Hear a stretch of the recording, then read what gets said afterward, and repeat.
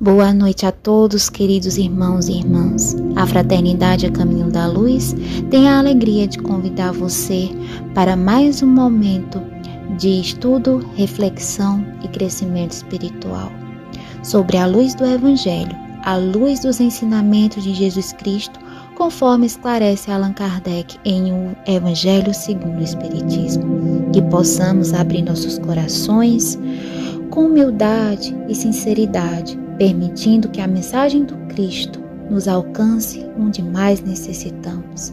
Que cada palavra estudada seja luz em nossos pensamentos, consolo para nossas dores e direção segura para nossos passos.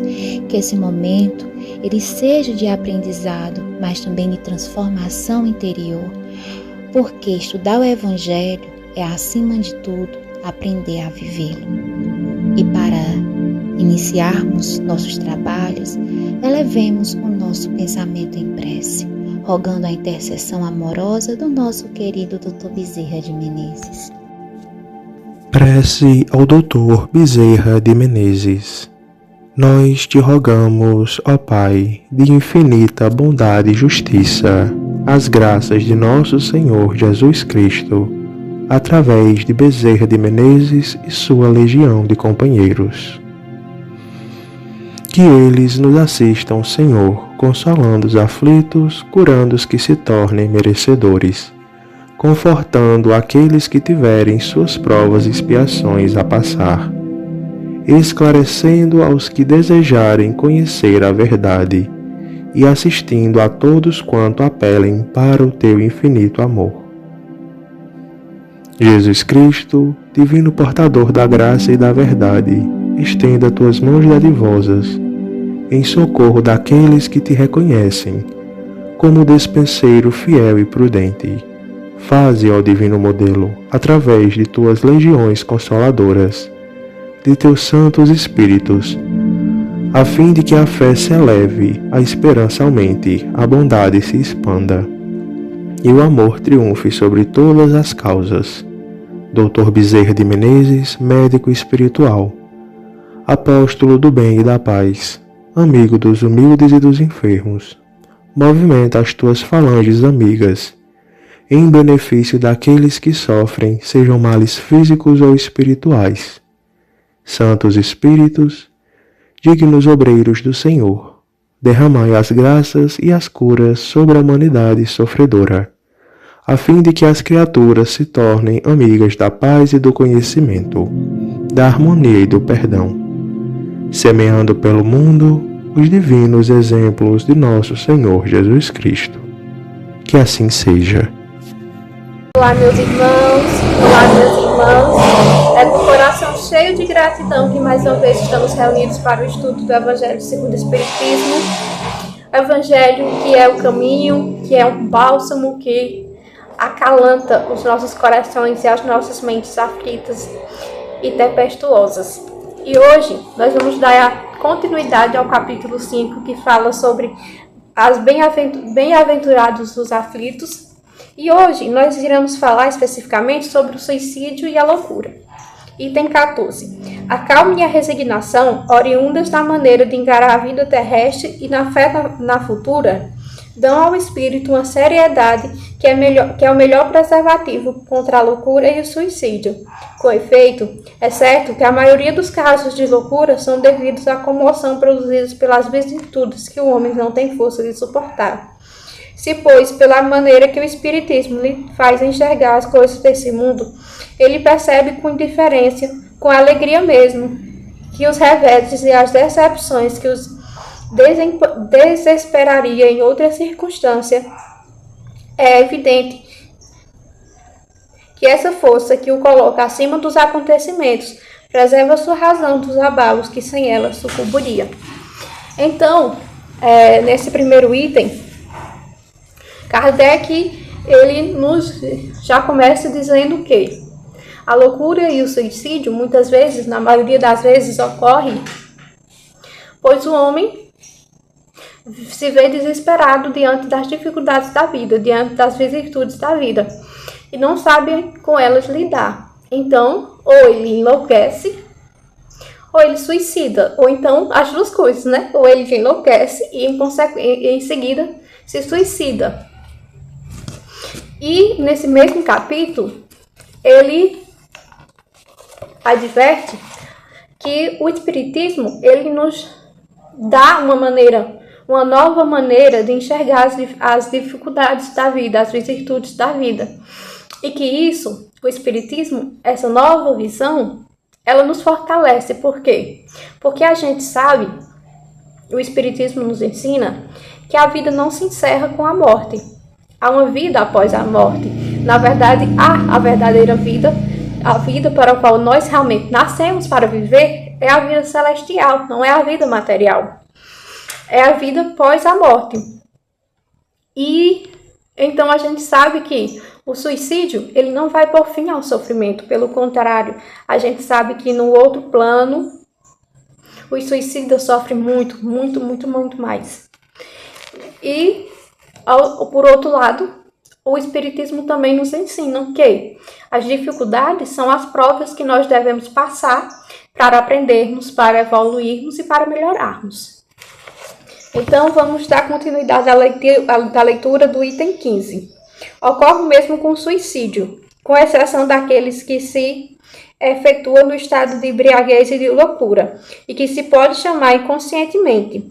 É certo que quaisquer que sejam os motivos particulares, tem sempre por causa um descontentamento. Ora, aquele que está certo de não ser infeliz, senão por um dia, e de que será melhor nos dias seguintes, tem facilmente paciência.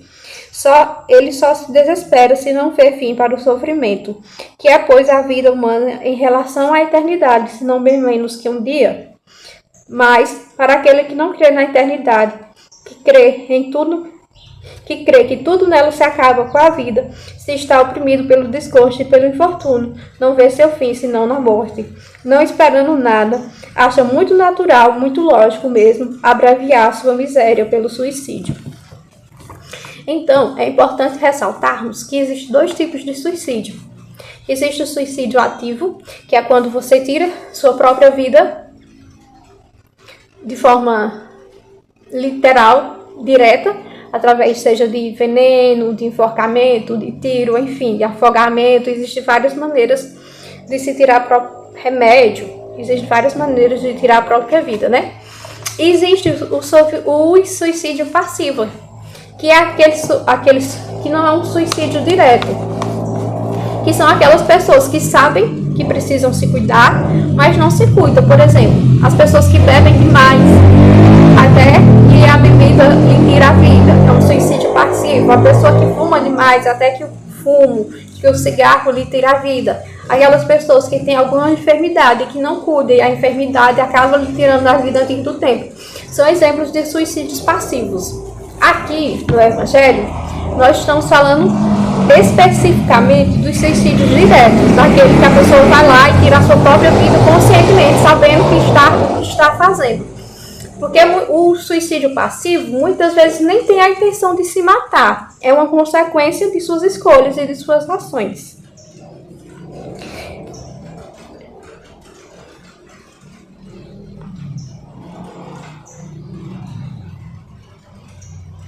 E aí, ele continua dando aquela ideia de que, aquela noção de que, se você tem a certeza de que as coisas passam, de que tudo vai passar, de que o sofrimento não é eterno, de que o que eu estou passando nessa existência, nesse momento, uma hora vai passar, isso me dá esperança de esperar o próximo dia, de esperar o fim daquele sofrimento. E é isso que o Espiritismo nos traz. Ele nos ensina que o sofrimento uma hora vai passar, que existe a lei do progresso, que nós estamos no planeta de Terra de provas e expiação, que o planeta Terra é de provas e expiação. Então aqui o que a gente encontra? Prova e expiação, né, meu povo? Infelizmente, é isso que a gente... Infelizmente não, felizmente é isso que a gente encontra aqui no planeta Terra. Por quê? Porque a gente precisa disso para evoluir. Por isso que, infelizmente, porque Deus, na sua infinita bondade, Ele nos dá a oportunidade de melhoramento, nos dá a oportunidade de aperfeiçoamento a cada dia, a cada instante e a cada minuto. Então, mas a gente sabe que passa. O sofrimento passa com essa existência e o sofrimento vai passar também a partir do momento que o planeta Terra vai evoluir para um planeta de regeneração. O sofrimento vai chegar ao fim. E é esse o sentimento que o Espiritismo vem nos ensinar. É esse o ensinamento que ele nos deixa. Que o sofrimento passa. E a gente tem que ter o quê? Como já foi falado no Evangelho passado. A gente tem que ter resiliência. A gente tem que ter coragem para enfrentar o sofrimento. Para enfrentar as vicissitudes da vida. Então é isso, meu povo. Que a gente tenha coragem para enfrentar os sofrimentos da vida, como bem o Evangelho nos ensina, como a doutrina espírita nos ensina e como o Mestre Jesus veio nos ensinar.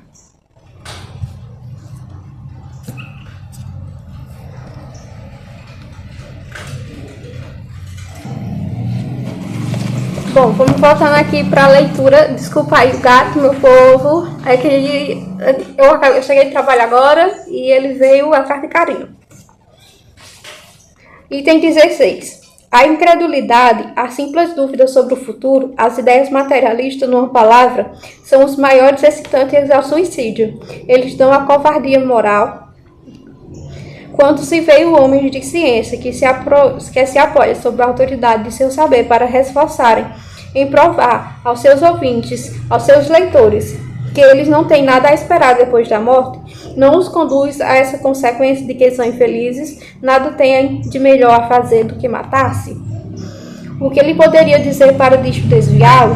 Que compreensão poderia lhes oferecer? Que esperança poderiam lhes dar? Nenhuma outra, senão o nada. De onde é preciso concluir se o nada é o único remédio heróico, a única perspectiva, mais vale dela cair imediatamente do que mais tarde, e assim sofrer por menos tempo. A propagação das ideias materialistas é, pois, o veneno que inoculta em grande número o pensamento do suicídio. É aqueles que se fazem ser apostolos assumirem sobre si a terrível responsabilidade. Então, como eu já falei, né? Essa ideia materialista, essa ideia de que não crer na vida após a morte, de que não crer que existe uma alma, que existe um fim, que existe uma finalidade para a vida, para o sofrimento, essa ideia materialista de que a vida acaba com a morte, ela é um antídoto. É um antídoto não, é um remédio excitante para o suicídio, para a loucura. Porque realmente não faz sentido você sofrer, não faz não sentido você estar sofrendo se depois nada acaba, se não tem nenhum proveito daquele sofrimento, não é? Mas, graças a Deus, os Espíritos nos ensinaram, nos deram a instrução de que tem sim um sentido e uma finalidade para todo sofrimento. Existe uma razão de ser. Com o Espiritismo não sendo mais permitido a dúvida, o aspecto da vida muda. O crente sabe que a vida se prolonga indefinidamente além do túmulo.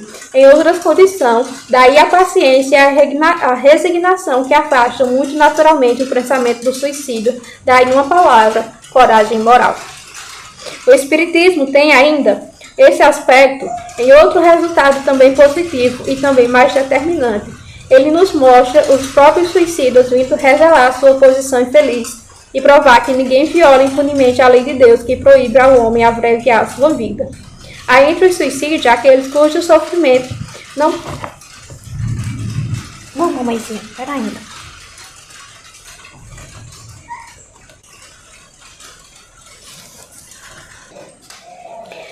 Entre os suicidas, há aqueles cujo sofrimento, por não ser senão temporário ao invés de eterno, não são menos terríveis, e de natureza dá o que pensar a qualquer um que fosse tentado a partir daquele antes da ordem de Deus.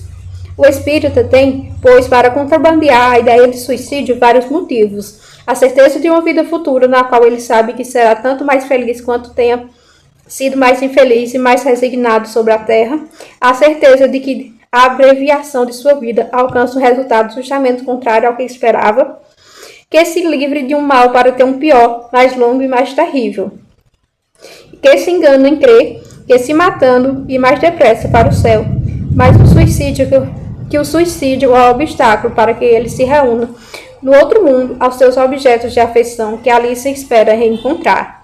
De onde a consequência que o suicídio, não lhe dando senão decepção, está contra os seus próprios interesses. Também o número de suicidas impedido pelo Espiritismo é considerável. E também pode-se concluir que quando todo mundo for espírita, não haverá mais suicídios conscientes, em comparação, pois os resultados da doutrina materialista espírita sobre o único ponto de vista do suicídio, vamos que a lógica de um a ele conduz, enquanto a lógica do outro dele desvia, e o que está confirmado pela experiência. Então, a gente vê, quem já teve a oportunidade de participar de mediúnicas, ou então já teve acesso a cartas psicografadas, a recados psicografados de suicidas, sabe muito bem do que o Evangelho está falando de hoje. O Evangelho de hoje fala.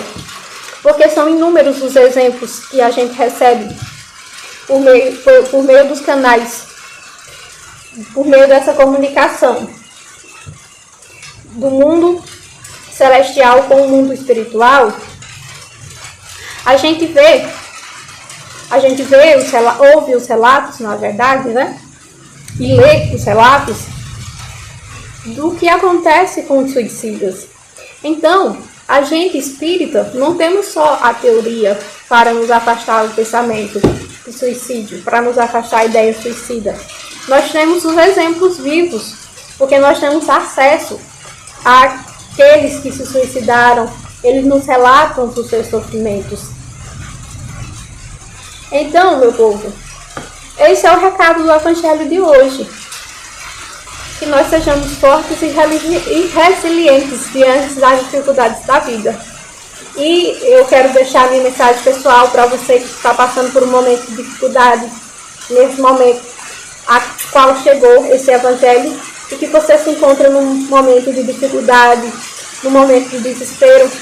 Você não está sozinho, meu irmão ou minha irmã.